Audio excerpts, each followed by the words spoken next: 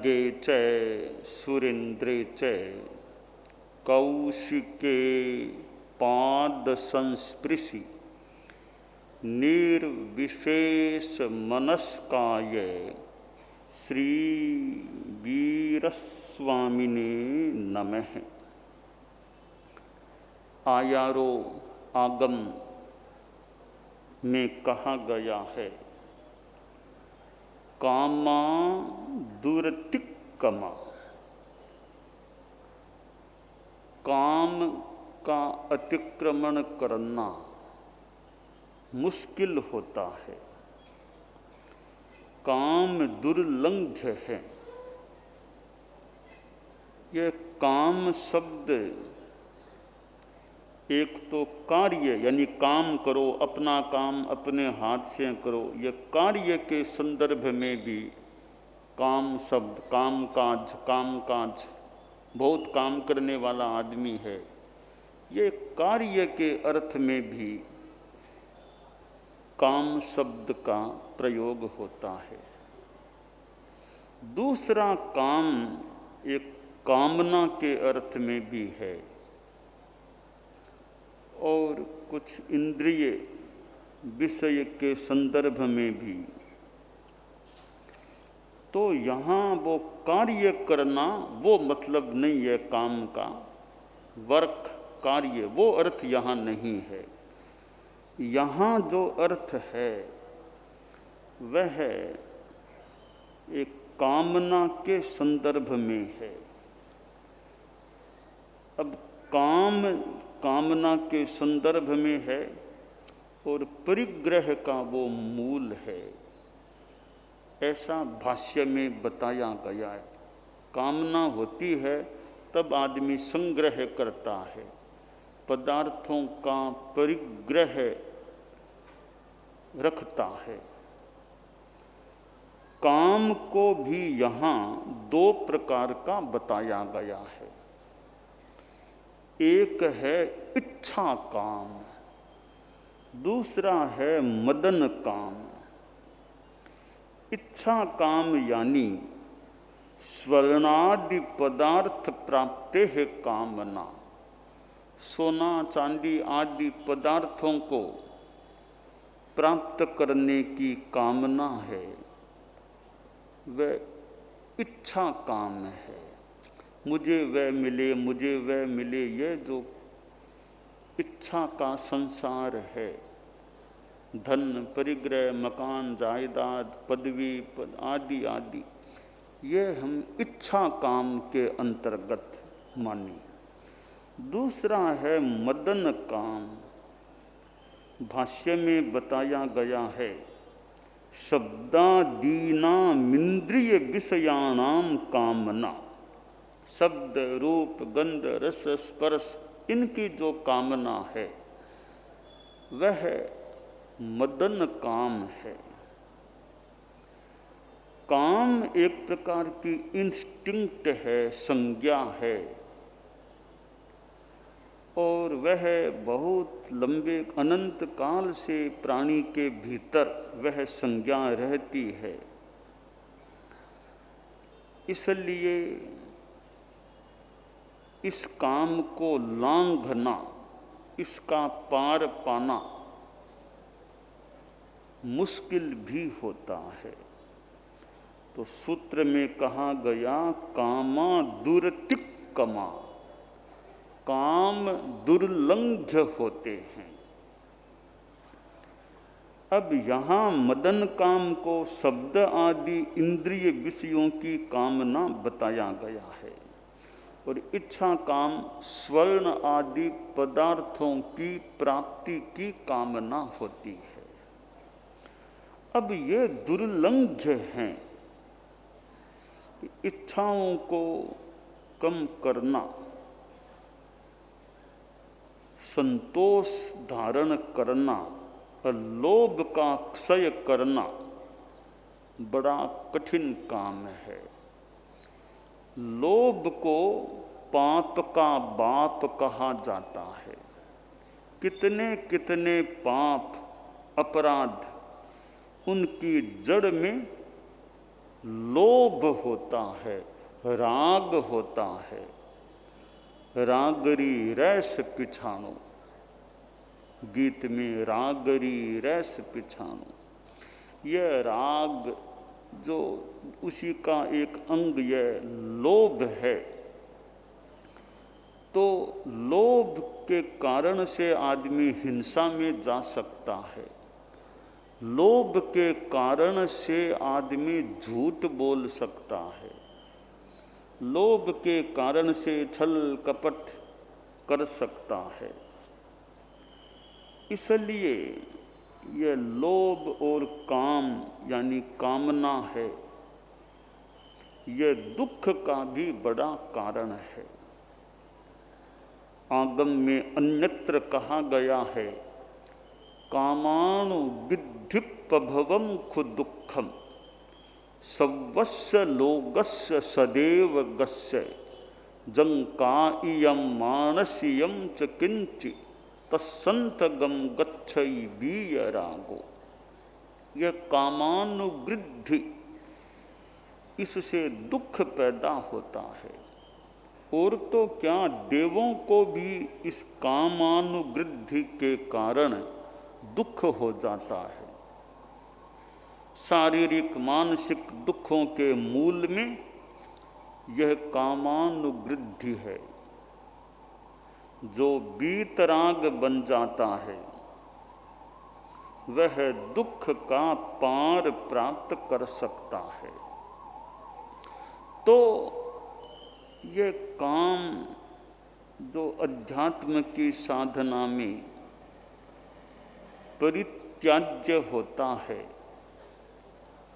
और साधना की गहराई में साधक जाता है, अभ्यास परिपक्व होता है, तो वह कामनाओं का आगे बढ़ते बढ़ते पार भी प्राप्त कर सकता है। आखिर कोई असंभव तो है नहीं। मुश्किल होना एक बात है, असंभव होना दूसरी बात है। शास्त्रकार ने असंभव नहीं कहा, दुर्तिक्कमा कि मुश्किल है तो ठीक है, आदमी मुश्किल काम भी तो कर लेता है। इसलिए मुश्किल में असंभव में अंतर है। अंतर कैसे है कि अभव्य को भव्य बनाना यह मुश्किल ही नहीं, यह असंभव है। यहाँ कभी भी थोड़ा मुश्किल है, मुश्किल क्या, यह तो इम्पॉसिबल है, असंभव है।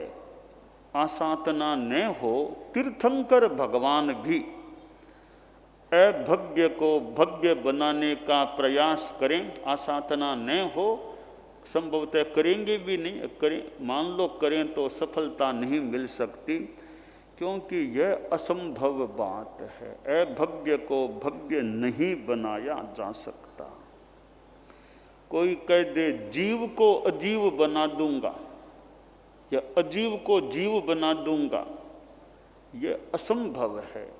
कोई दुनिया में ताकत नहीं है कि आत्मा को अजीव बना दे। कोई ताकत नहीं जो निर्जीव धर्मास्तिकाय अधर्मास्तिकाय आदि अजीवों को जीव बना दे। इसलिए पुरुषार्थ की भी एक सीमा होती है।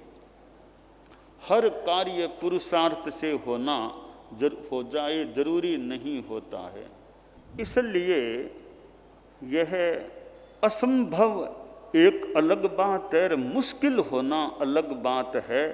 हम मुश्किल कार्य को तो फिर भी प्रयास करके संपन्न भी कर दें, सफलता भी प्राप्त कर लें, किंतु जो वास्तव में असंभव है उस कार्य को नहीं किया जा सकता, सफलता भी नहीं मिलती। तो ये कामनाओं को खत्म करना असंभव कार्य नहीं है, यह मुश्किल कार्य है। तो सूत्र में कहा दुर्तिक्कमा, कामों को लांघना मुश्किल है। अब हम साधना की दृष्टि से देखें तो यह कामनाओं को कम करना, कामे कमा ही कमियंख दुखम, कामनाओं का अतिक्रमण करो, दुख भी अतिक्रांत हो जाएगा, समाप्त हो जाएगा। हम साधुओं की बात करें तो साधुओं को तो बहुत ही त्यागी बैरागी होना ही चाहिए, अच्छा है। आप लोग जो गृहस्थ हैं, साधु भले नहीं भी हैं, फिर भी कंट्रोल, इच्छाओं पर, कामनाओं पर कंट्रोल करना चाहिए। अच्छी इच्छाएं हैं वे तो भले करें, पर जो भौतिक इच्छाएं हैं उन पर सीमाकरण होना चाहिए। कि एक जगह कहा गया है कि 3 बातों में तो संतोष करना चाहिए, 3 बातों में संतोष नहीं करना चाहिए। संस्कृत का श्लोक है, संतोषस्त्रिषु कर्तव्य है, स्वदारे भोजने धने, त्रिषु नैवच कर्तव्योध्ययने जप दानयोः। कि 3 बातों में संतोष, स्वदार में संतोष रखो गृहस्थों की दृष्टि से, भोजने, भोजन में संतोष रखो, जो खाने को मिल गया ठीक है, स्वास्थ्य का तो ठीक है ध्यान रखना होता है, ताकि जो मिला उसी में संतोष है, वो लाओ, जो मिल गया खा लिया, संतोष है। धने के धन में भी संतोष रखो, ज़्यादा लालसा धन की मत रखो कि ज़्यादा लालसा और फिर आदमी खोटे खरे अनैतिक भी उपाय काम में ले, तो धन की भी ज़्यादा लालसा नहीं, संतोष रखो। जीवन चलता है, काम चलता है, फिर ज़्यादा संग्रह अनावश्यक फालतू क्यों करूं। तो स्वदार में संतोष, भोजन में संतोष और धन में संतोष रखना चाहिए। आगे कहा, त्रिषु नैवच कर्तव्योध्ययने जप दानयोः। 3 बातों में संतोष नहीं करना चाहिए। पहली बात अध्ययन, अध्ययन करने में संतोष नहीं। ज्ञान प्राप्ति का जितना मौका मिले, जितना अवसर हो, जितनी अनुकूलता हो, पढ़ो, ज्ञान प्राप्त करो। ज्ञान 70 वर्ष आ गए तो भी और कोई नया ज्ञान हो सके तो करो। तो अध्ययन में, ज्ञान में संतोष नहीं करना चाहिए। और जप के भगवान का, पवित्र आत्मा का नाम लेना है, उसमें संतोष नहीं, जितना ले सको उतना नाम लो। दान, जितना दान कर सको करो। दान में यह नहीं इतना दे दिया, और दे सको तो और दो। साधु आया घर में और भाई आपके घर में है तो साधु के नियमानुकूल भिक्षा दो, दान दो। गोचरी बहराओ, भी इतना बहरा दिया, और बहरा सको, और साधुओं को जरूरत है तो और भावना भाव और बहराने की इच्छा रखो। तो अध्ययन में संतोष नहीं करना चाहिए, जप में संतोष नहीं करना चाहिए, और दान देने में संतोष नहीं करना चाहिए। दान एक साधुओं को देना वो तो धार्मिक आध्यात्मिक शुद्ध दान, और संसार में लौकिक दान भी चलते हैं। कोई गरीब है और है निर्धन है, भी उसको कुछ दे दें, गरीब आदमी है। और कि भाई कोई निराश्रय है, उसको छोटा मोटा कोई मकान दिला दे, तो ये लौकिक सांसारिक दान है। इस दान का भी अपना महत्व है। संस्कृत में कहा गया कि वितरण है, दान है, वो कभी निष्फल नहीं जाता, कोई न कोई फल होता है। कैसे कि पात्रे धर्म निबंधनम तदितरे श्रेष्ठम दयाख्यापकम, मित्रे प्रीति विवर्धनम तदितरे वैरापहारक्षमम, भट्टादव सुयशस्करम। और कि जैसे साधु को दान दो तो पात्र सुपात्र में दान दो तो धर्म का, शुद्ध धर्म का कारण बनेगा, धर्म लाभ होगा। और किसी आदमी को, गरीब को दो तो आपकी दयालुता प्रकट होगी। भी लोग कहेंगे साहब बहुत दयालु आदमी है, गरीब निवाज है, गरीबों का ध्यान देने वाले हैं। कोई मित्र है आपका मित्र का जन्म दिवस आ गया और कुछ गिफ्ट आपने दे दी तो आपका मित्र से प्रेम बढ़ेगा, प्रीति बढ़ेगी। दुश्मन को कभी दे देंगे तो वैर भाव दूर हो सकेगा, दुश्मन भी आपके तरफ आ सकेगा, निकटता बढ़ सकेगी। और आपके अगर नौकर चाकर हैं उनको होली दिवाली पर कुछ दे दो तो नौकर चाकर आपकी और ज़्यादा सेवा करने की भावना रखने वाले बन सकेंगे। और कोई कविता बनाने वाला कोई उसको कुछ दे दो वो आपका यशोगान करेगा। राजा हो मंत्री हो उनको कुछ भेंट में दो, वे आपका कार्य कराने में आपका मान सम्मान बढ़ाने का ध्यान देंगे।